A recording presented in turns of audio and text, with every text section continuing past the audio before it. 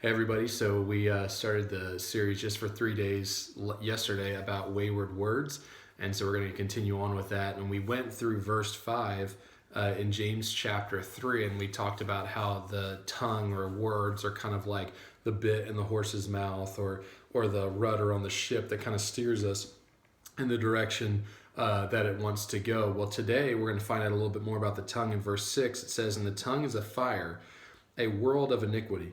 The tongue is so set among our members that it defiles the whole body and sets on fire the course of nature, and it is set on fire by hell. For every kind of beast and bird, of reptile and creature of the sea is tamed and has been tamed by mankind. But no man can tame the tongue.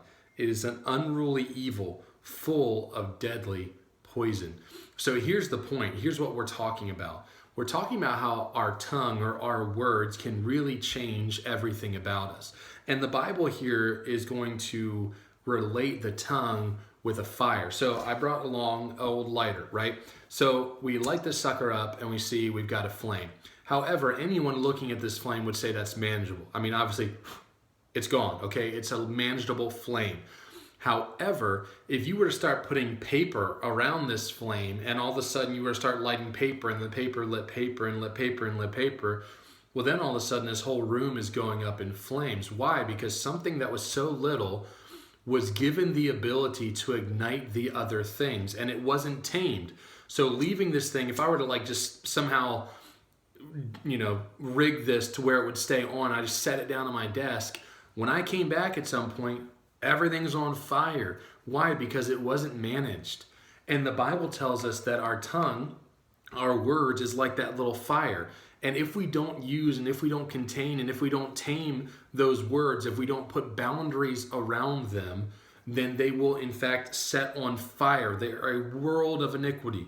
And the Bible goes on to say that no man can tame the tongue. Here's the point. You can't do it on your own.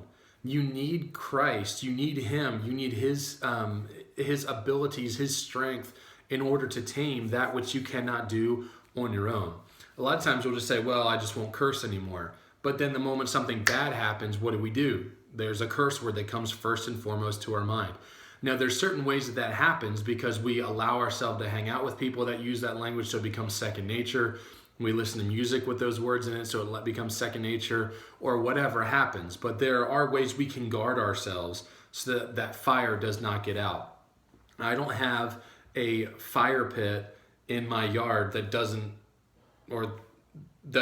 have a pit, right? Like I either dig a pit, I've got a little barrel, I've got something that contains the fire, because stupidity is lighting a fire and allowing it to spread without any type of boundary. Wisdom is saying, I know this thing can hurt, and so I'm going to put boundaries around it. So for your words today, put boundaries around them. Don't allow yourself to do it in your own strength. Look to Christ and ask Him to help you keep your tongue, your words within those boundaries that He would have you to set. We're going to go back to a sponsor of the day today, and that's going to be Brad. Brad got accepted to Liberty University, and he's going there in the fall, the little traitor. So just make sure you pray for him and just keep him encouraged as he's going to be starting that kind of new path of life this coming fall. You guys have a good day.